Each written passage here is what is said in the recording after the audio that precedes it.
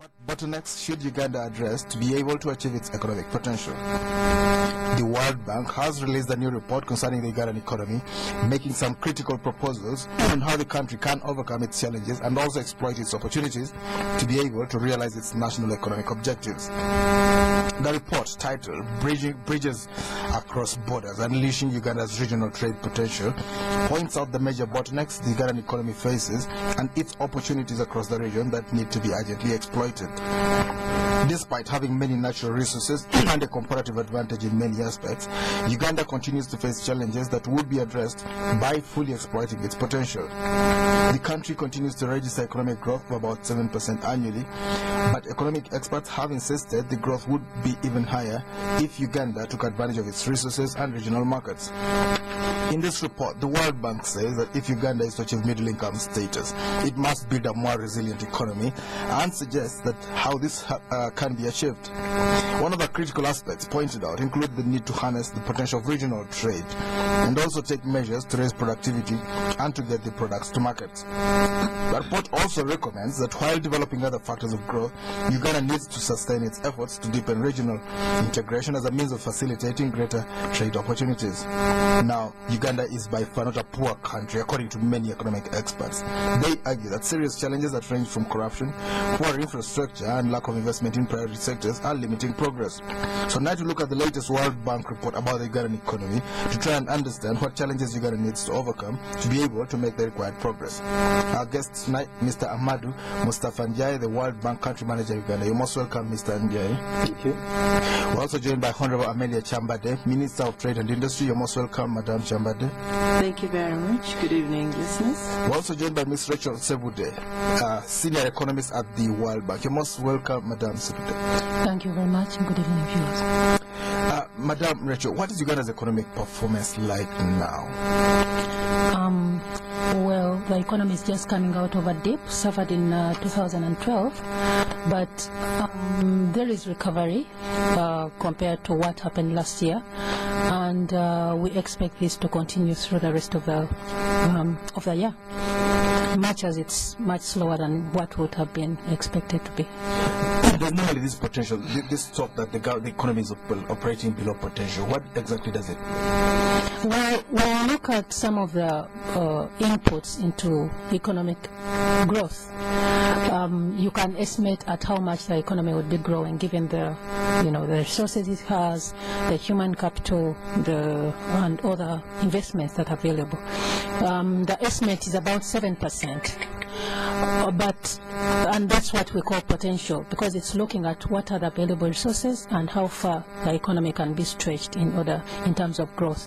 When you look at that, we think that maybe the economy should be growing around 7%, but given that that has not been reached over the last 5 or so years, that's what we as economists call growing below potential, because it's not realizing its full capacity. And what are the missing synergies? What are we supposed to do that we're not doing at the different levels? Well, I think that goes back to what are the constraints to growth. Some of them, the key inputs like infrastructure, like the level of human capital that we have operating, like things like finances, access to credit. It's a whole host of factors that affect production to reach its full potential. But those are some of the main ones. All right. Of course, we'll go in more detail about these things later. But before we leave that point, access to credit in Canada, for instance, loan levels are over 100% of GDP. Here, we're just about 15% of GDP. Is that something we need to explore deeply? Yeah, it's an issue that needs to be explored. First of all, in terms of financial depth, the country is still at a very low level of financial depth. So when we measure access to credit, that's why we also get very little in terms of how much the population is accessing credit, because it's accessing it through the available means, available financial depth that is available to the agents to use this credit. All right. Honorable Minister, can you guide us on some of the things that the government would do and the kind of things it has its fingers on to get us to, economic growth once again, economic vitality? Thank you very much. As far as economic growth is concerned in the country, emphasis should be laid on production, agricultural production, because 65% of the population is engaged in agricultural production. But apparently it is all scattered and production is going on in silos. At least if we could encourage the farmers to form cooperatives like I say, but also to modernize agriculture. Number two, we need to look at the infrastructure. The infrastructure is especially as far as the road system is concerned, because the cost of doing business is too high with a road. I mean, with a road transport. But we need to emphasize how we need to work on the rail. Affordable and accessible credit are very important factors, because as much as people producing, they're not adding value. But can they afford to add value? They don't have access to credit, and it's not affordable. So we feel that the system should introduce affordable credit in the form of specified products like agriculture, merchandise, and such areas. Another area that we need to look at is value addition. Value addition definitely leads to industrialization. But it all goes back to affordability. Can we afford? Do we have the skills? So that answers that goes to the point of training, imparting skills, so that people are able to add value to our products, processing, and all that. Another main area that we need to look at is those are actually the broad area. Yes, the broad area. Madam, we keep talking about infrastructure, but Uganda is at the same level as Brazil in terms of the number of paved roads. So we're not really doing very bad in infrastructure. But some people think Brazil is the world's sixth largest economy. So we're not very, very badly off there. Some people think it's because of our work attitudes to work, attitudes to business. We're just lazy people. No, I wouldn't say that, because most of production goes on in rural areas. And if you're talking about the road infrastructure, it's mainly on the highways and urban areas. We need to start penetrating the... switch it up. We need to start penetrating the rural areas by working on the feeder roads as well, because you find that people are producing, but they're not able to transport these goods to the market. Yes, but also more afford transport, because if the roads are not functioning, then the trucks are not able to penetrate these areas to collect the produce, and as a result, the producers sell to the nearest market at very low cost. But these days you find other members from the region, for example like South Sudan, like Kenya, driving right up to the producers. But when they get there, they offer very low prices. Whereas if the roads were penetrable, then it would be easier for them to bring their goods to better. But sometimes people think government is not doing enough to provide leadership to help people. You told people to grow oranges in the north. Oranges went to rot, and oranges in the world market, they're the only products whose prices doesn't vacillate. There is a challenge there as well, we must admit, especially as far as agriculture is concerned. It introduced a program which is NADS program, but NADS has not been very, very effective or very successful. We need to improve in that area as well. That's why I say to modernize. If you're modernizing agriculture, you need to look at all these aspects: guidance to the farmers, availing pesticides, availing fertilizers. So there is a challenge there, must admit. We'll talk a little bit more about that. Mr. Moustapha Ndiaye, you are the country manager for the World Bank in Uganda. You stand at advantage point and watch us from a distance. What are the things the government is supposed to be doing that it's not doing? Well, thank you for the question. I will start by saying that I'm not standing at a distance from government because we are partners with government, so we're really working together to address the development challenges. I will answer your question maybe from the point of view of the topic of today about trade. What we are seeing is that, I mean, if you look at the country has benefited a lot from the regional trade, and if you look at past performance, one of the main reasons why Uganda has not suffered too much from the crisis is that they have been able, she has been able really to benefit from the regional trade, especially the trade going to South Sudan, just to give one example. But at the same time, what we are seeing is that, I mean, the potential to come back to the first question you asked is much greater than what is being done right now. And this is where answering your question will be to look at what would be required really to harness this potential. I think the Honorable Minister has already mentioned a few of them, really looking at the cost of production, the cost of doing business, and I think a lot is being done on that front, but more needs to be done. Especially if you want to take advantage of the regional market, the transport cost definitely needs to be reduced, because this is going to be a factor of competitiveness for the country.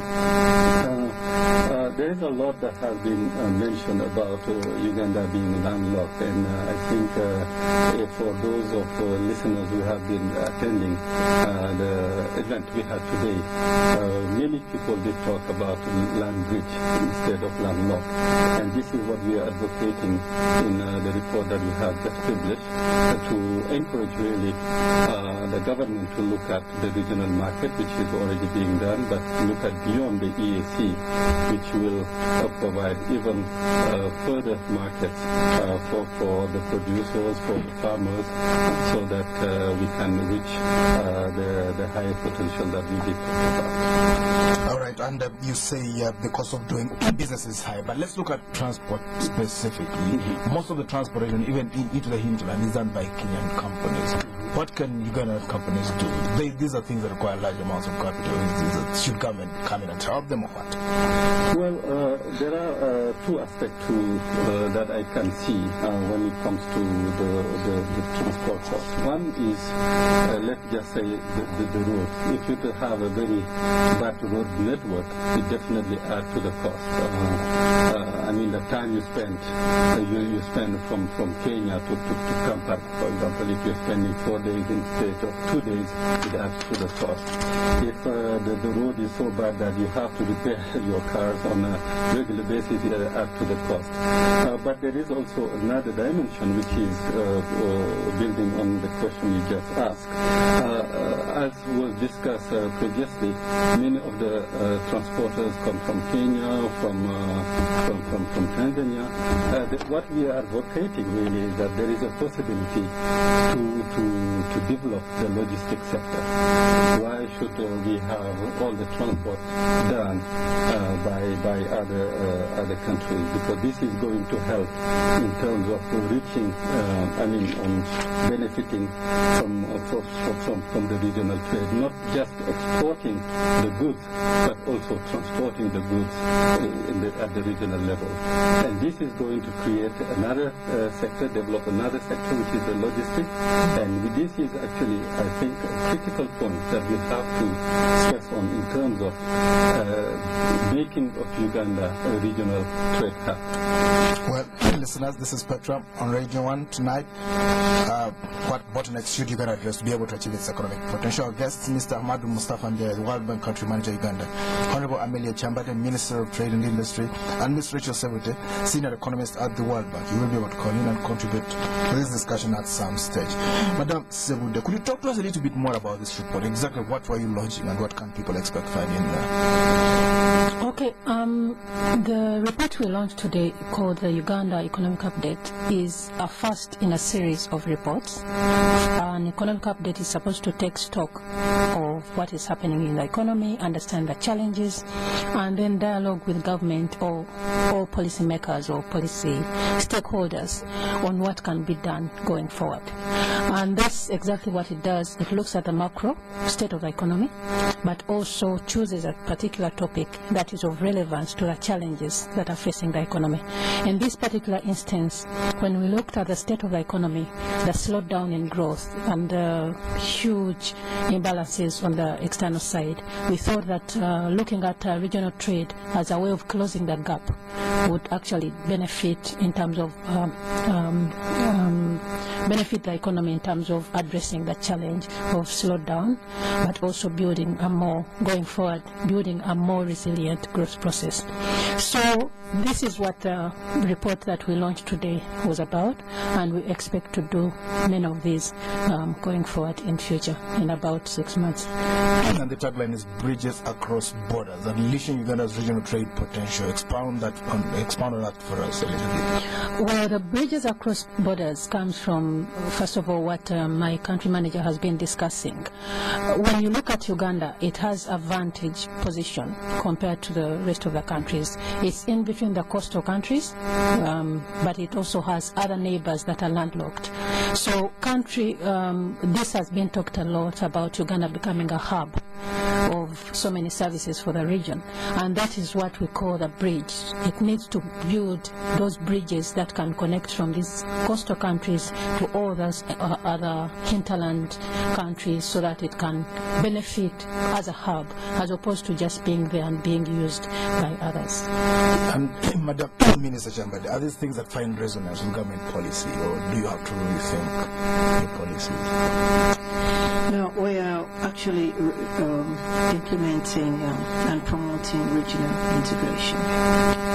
And we started with East African Community, but we realized that we had to expand that market because that market had only 147 million people. So we expanded it to COMESA. Now we are fully ratified with a free trade area under COMESA, and we're expanding it further to COMESA, East African Community, and SADC.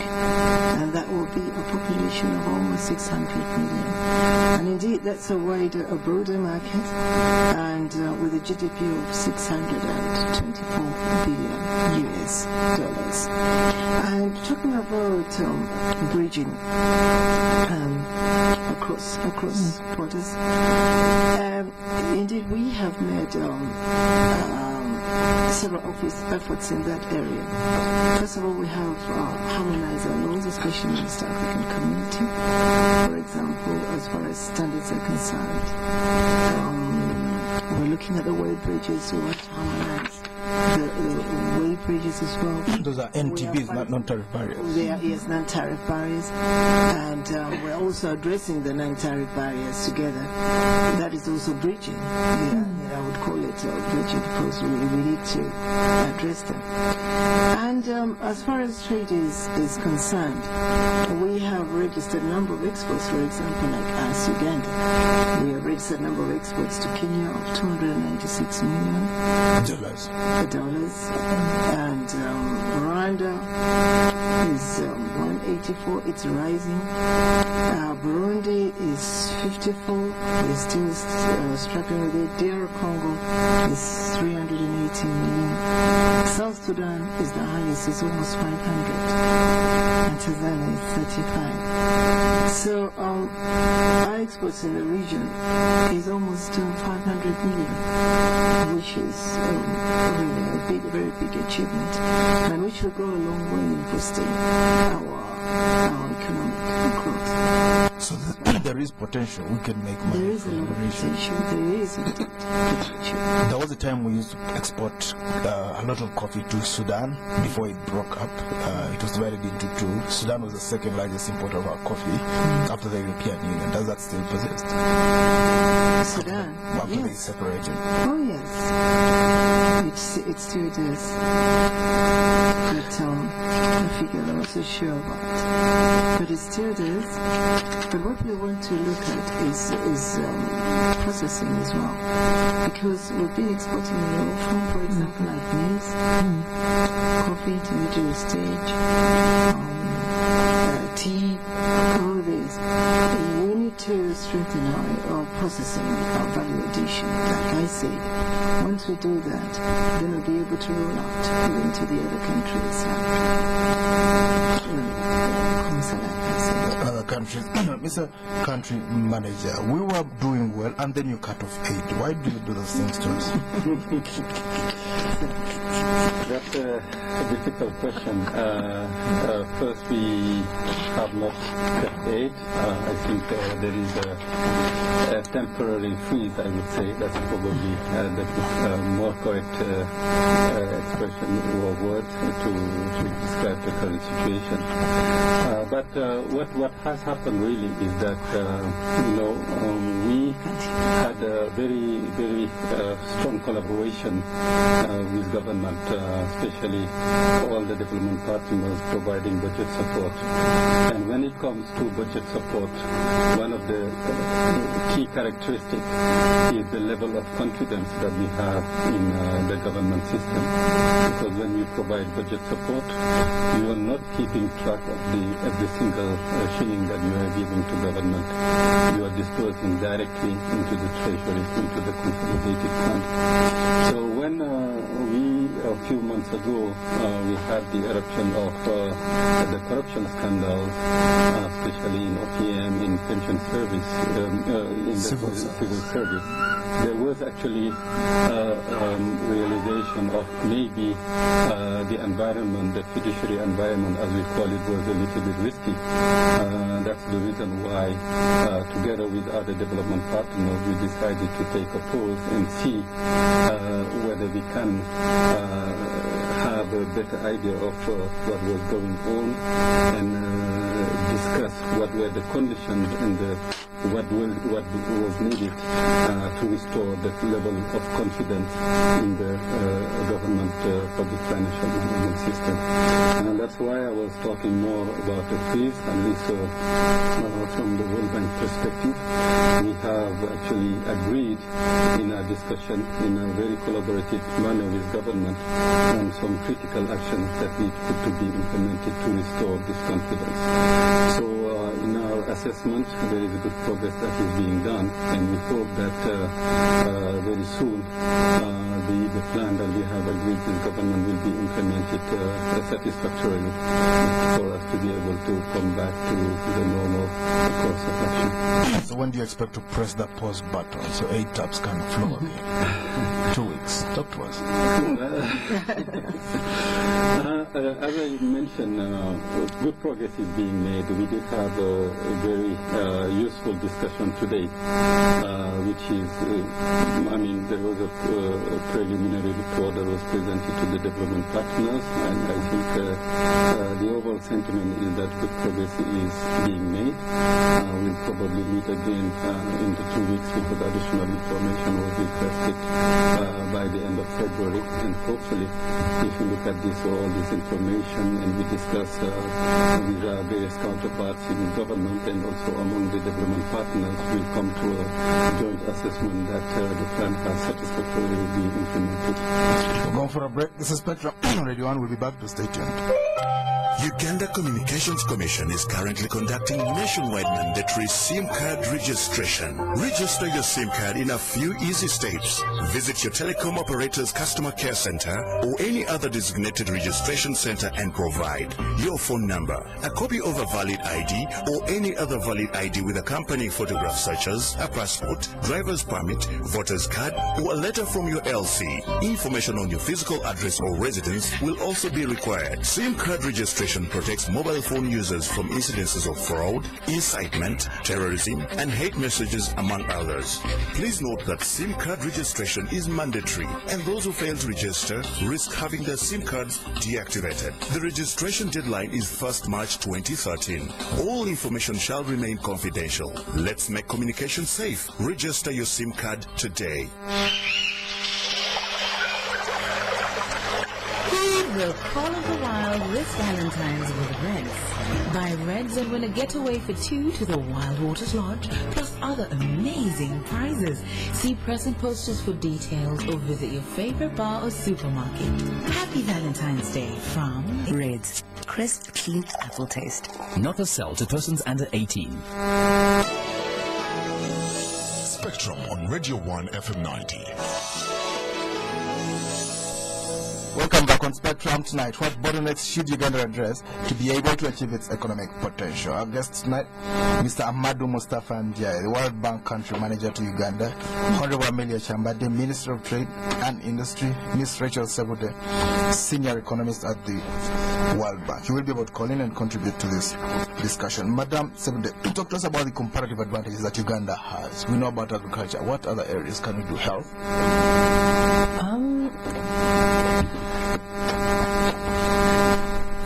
Comparative advantage, agriculture is the most obvious, but as we said, the position, Uganda's position gives it an advantage in terms of being the hub that carries things across from one country to another.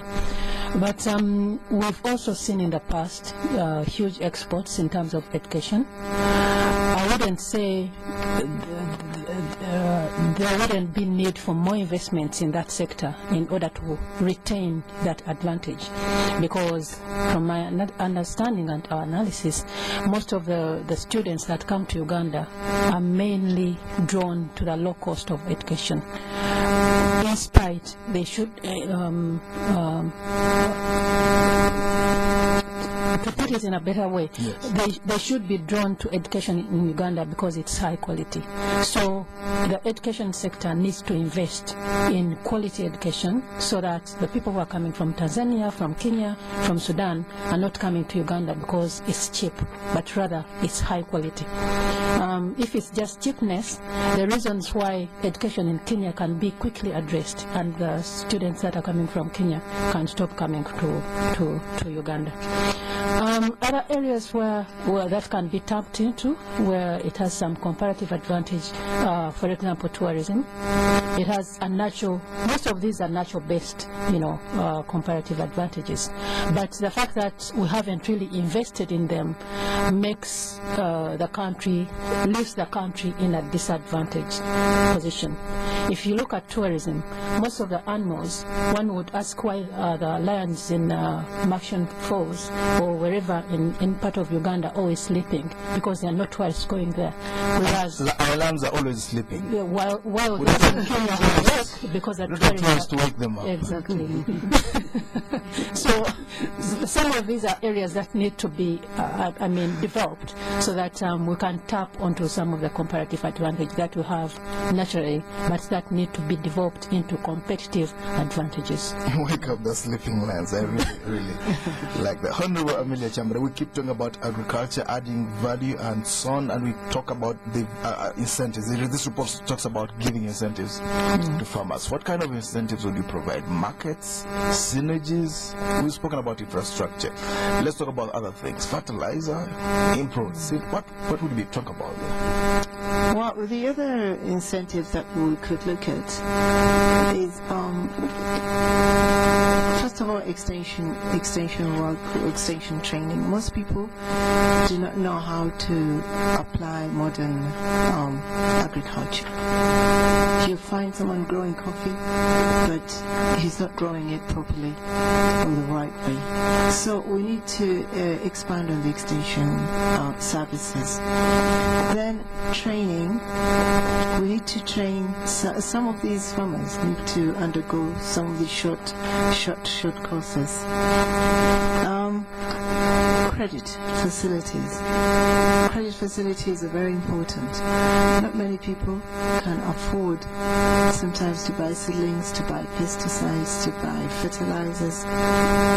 They need support, or to be able to grow their food on a large scale.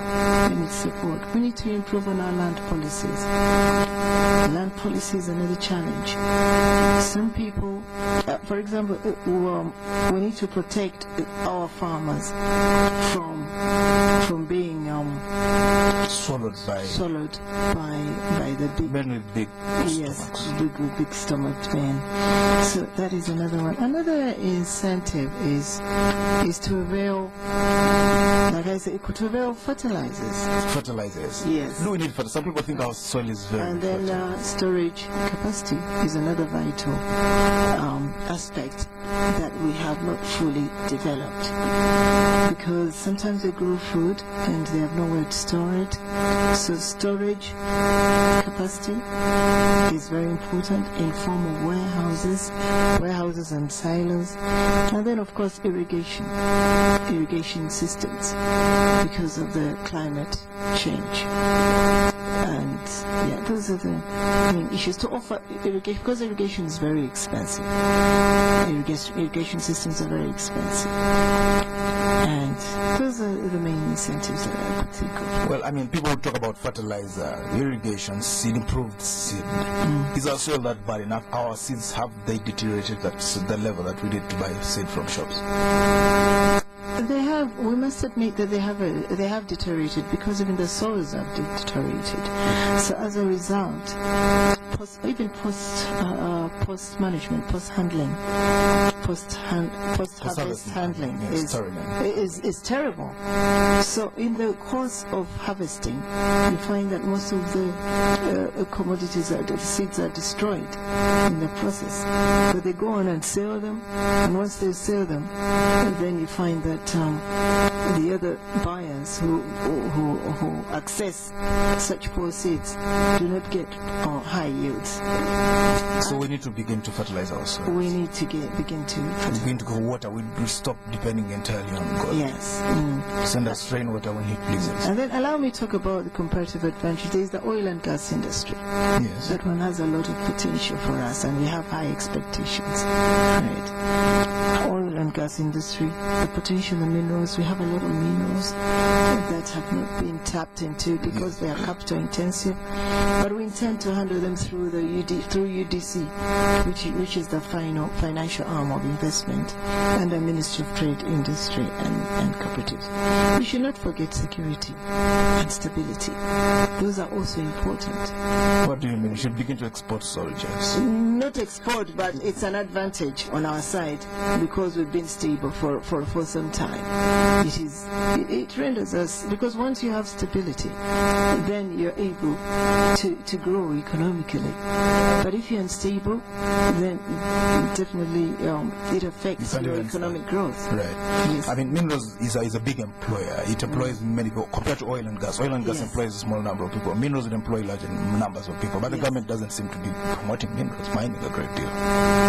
There is an oversight there, I must admit. That we have give me some money for giving you this advice, Madam Minister. And maybe we'll probably talk about that and talk about UDC at another occasion, and what exactly, because that can really boost this economy, the UDC revival of it. Mr. Country Manager, let's talk about public spending. We'll come back to you, Honorable Minister. Let's talk about public spending. Is the government not spending too much money on itself? There was a resize of the army at Soundstake 1992, slashing down of the civil service, but we seem to see a bloated civil service once again. Is it not bloated in your view? Well, if you allow me, let me just go back a little bit to the question on agriculture. Just to share some additional view. I think when we talk about agriculture, what we're talking about really is how do we improve productivity and how do we increase commercialization. And it's actually very important to see that yield is very low. I mean, I think that's the key factor. Just to give you an example, I mean, if you look at the yield that are attained at the country's research station, compare them to the yield at the farm level, it's just 40%. So which 40%. So which means that there is a room to improve the yield at the farm level. So I think by focusing on those factors that will help the farmers to increase the yield, we talked about fertilizers, the seed selection, and so on, but also taking the research from the research institutions such as NARO to the farmers through the extension services is actually quite important. So, and once we have a high yield at the farmer level, then we move to commercialization, looking at the value addition, etc. So I just want you to add those 2 points to the previous question. Please go ahead. So in terms of public spending, when we look at the public statement from government in terms of priority areas, the priority areas tend to be actually in infrastructure, and rightly so. I think it's very much related to what we are talking about in terms of reducing the cost of doing business by investing in roads, providing also energy to the private companies that come to Uganda to invest. I think from a strategic point of view, from a vision point of view, I think it's very much aligned with our vision. The key issue that we see really is when we move to implementation. That's where when we do review how the budget is spent, it's true that the absorptive capacity for the development budget is much lower than the recurrent budget. We tend to spend a little bit more compared to what was budgeted on the recurrent spending than on the capital budget. And these are definitely an impact on achieving the outcomes of the National Development Plan, for example. Let's get that clearly before we leave that point. We spend more on the current expenditure, salaries and so on, more than on development. We're slow on spending on development. Is that what you're saying? Yeah, actually, I mean, even if you look at it more closely to home, when we look at investment operations, it's true that it takes on average much longer to implement our investment projects than we would have hoped. And this definitely is delaying achieving the outcomes of this project. I think it's very important in terms of the quality of the project and the quality of implementation. This is really critical and not foreign to all the issues that we have been discussing here in terms of achieving the full potential of the economy. Of course, you're being very diplomatic. You're not talking about the quality of the workforce.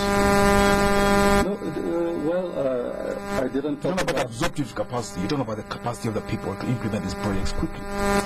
It's true that there is transparently. There is actually a critical challenge of skills, and I think the Honorable Minister did mention that earlier. So that's definitely an area that we have already looked at, and we have worked together with the Minister of Education to look at all the skills challenges and to see how we can overcome them through a strategy to focus on business, technical, and vocational training. BTV. Perhaps before you hear from the listeners, Madam Sebudde, let's talk about the capacity of the private sector. Many of our people are small-scale work people.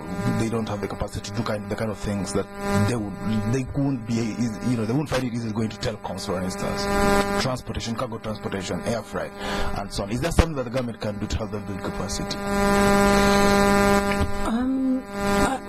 I think government can do a lot in terms of supporting the SMEs, but the most important building ground is actually to lower the cost of doing business. The general things like transport costs, like access to credit that has already been mentioned, like ensuring that the processes of say registering a business, say getting access to whatever information that is needed is quickly available to them. For example, if it's about an SME that wants to export, information about markets just providing information is good enough. To leverage them, help them leverage whatever they have. Exactly. So there is a lot that government can still do to support. It doesn't have to really handhold them, but there is a lot of, creating an enabling environment that can allow businesses to overcome some of the challenges. The big challenges are actually the general challenges that you always talk about. Environmental things, access to market, things like that. I mean, you put it very, very wonderfully. You've explained it very, very well. My mindset was different until you spoke about what you spoke. The government creating the right environment. They can grow from the small scale levels and they can expand without necessarily receiving billions from state coffers. Exactly. Madam Kyambadde, before we hear from the listeners, talk to us a little bit about government helping agricultural farmers. You spoke a little bit about extension workers. The government, this is something a missing link, but the government doesn't seem to be interested in. In the past, they used to do it. Now you have NATS. It doesn't seem to be yielding any results. Why would you not simply go back to district agricultural offices like you used to have and extension workers under them? They used to work in the past. They used to work, and they are actually still there, the districts. But as we mentioned earlier on, that we have a challenge of a weak human resource. And how do we get out of that? It's through training. I think training is important. But then also working also on our curriculum. We go back to education. Because you find that our curriculum is more academic than skills. We need a policy reversal on some of those issues. We could change the curriculum so that we introduce more vocational and skills in our curriculum. All right.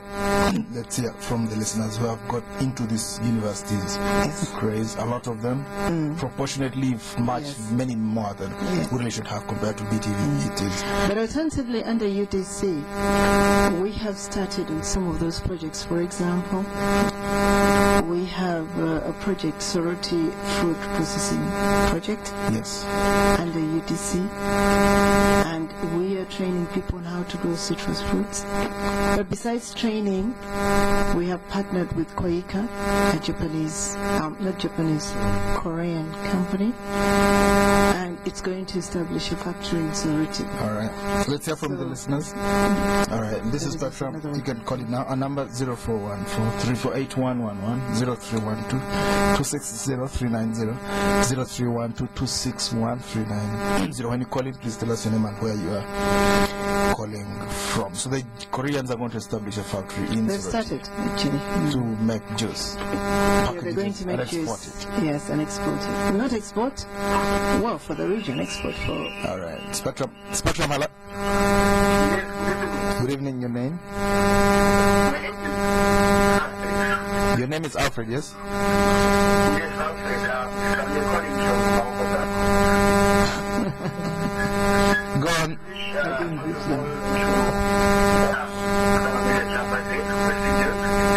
Can you switch off your radio and then continue?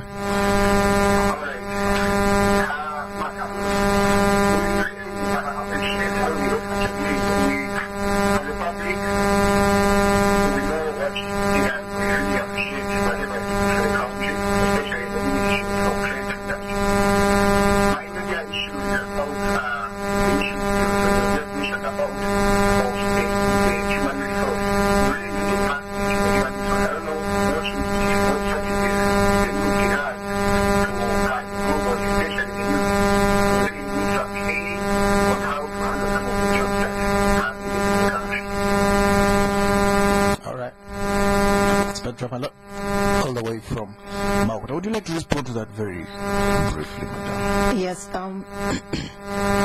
Mauta, sorry I didn't greet you in the beginning. Well, what we're doing as government is, for example, under our ministry, we have a Management and Training Institute, MTAC, We have introduced courses that are hands-on. For example, like skills courses like making candles, making basic things, and even a bit of agriculture. And we have rolled out, because MTAC was only in the center, but we have rolled out now to the districts. Then at the same time, under our program, we're training SMEs, and we have been to most of these countries. I mean, most of the areas in the regions, in the 4 regions. We're training SMEs. So far, we have trained about 700 and something SMEs. And what we're training them in, we're training them in entrepreneurship, how to identify markets. Yes. How to, business training on how to add value on a small scale. And we're trying to introduce small-scale machines through One Village, One Product.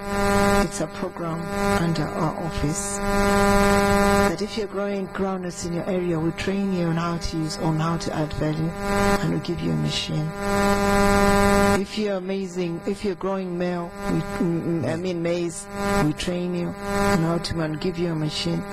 So we have some engagements, but on a small scale. We need to micro level. Household income. Yes. Another major one we're looking at is cooperatives, and it is much better to train people through cooperatives because they have a bigger number. You find about sometimes some cooperatives are as big as 100 or 200 members. Yes. So we're still doing that at a low or to small scale, but government at the same time has introduced BitFit, business training and vocational education throughout the country, and these actually have been very, very successful, except that, as I said, we need to change people's mindset because they think academics are better than vocational. So that is also another area that we need to work on. All right.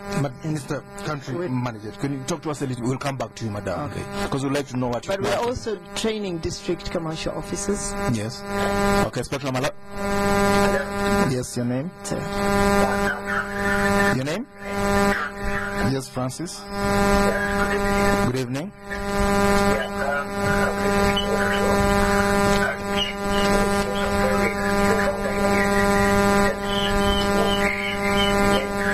Your radio, can you switch off your radio so we can hear you clearly?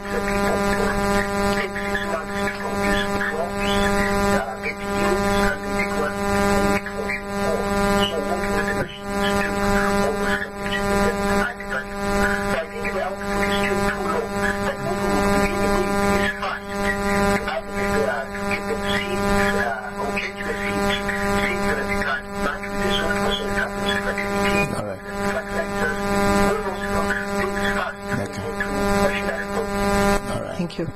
Let's get back to the studio.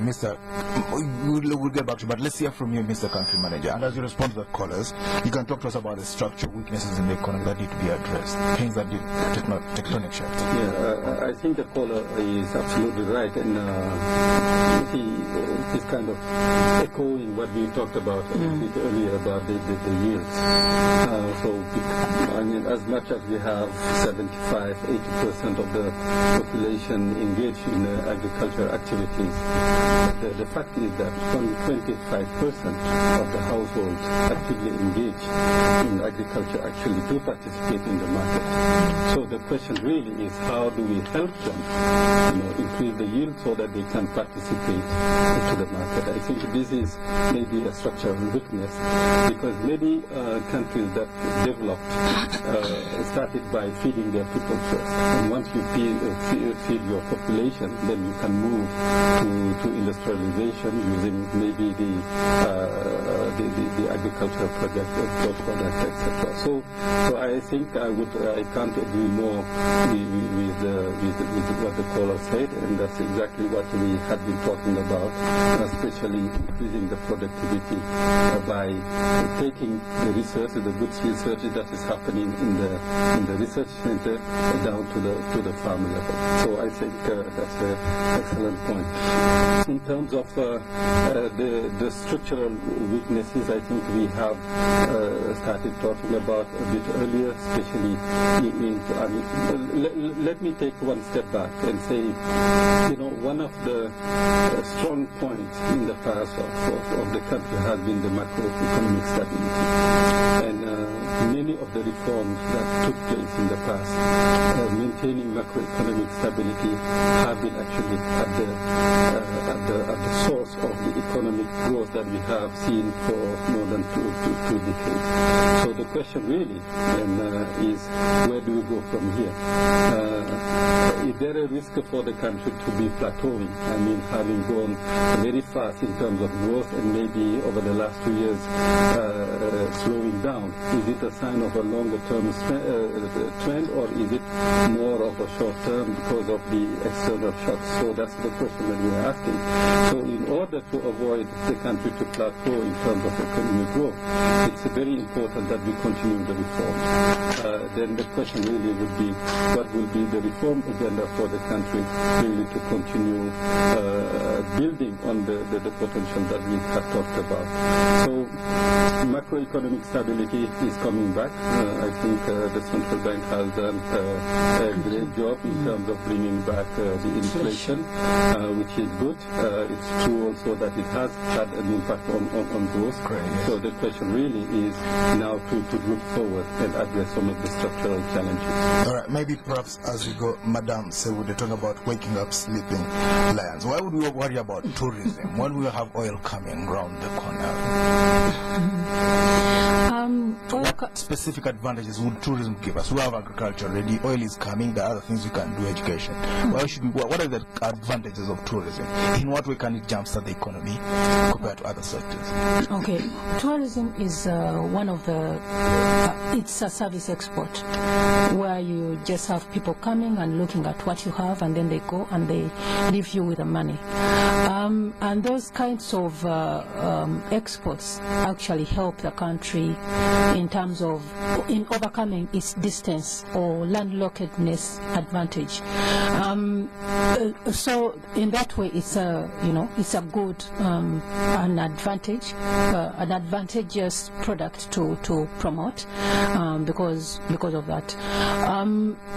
But when you compare it with oil, I think oil should be treated as a bonus that is coming maybe to finance what you really need to get the country moving.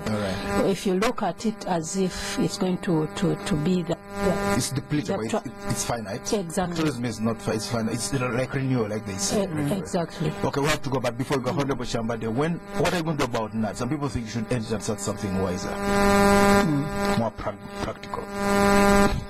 Well, I do. I actually do. We'll talk about that another time, probably. Thank you very much, Mr. Ahmadou, Moustapha, Ndiaye, World Bank Country Manager Uganda. Thank you for coming to Spectrum tonight. Honorable Amelia Kyambadde, Minister of Trade and Industry, all the way from Maokota. Thank you for coming to Spectrum tonight. Madam Rachel Sebudde, the Senior Economist at the World Bank. Thank you for tuning in. I've been your host, Edmond. Kizito Spectrum. We'll be back tomorrow. You are losing your MTN number if you don't register by the 28th of February 2013. They're going to cut it off with Papa, and you'll be there. Contactless, numberless, identityless. Basically, you'll be finished. Do you know what it means when you lose the number you have had for years? The number everyone knows.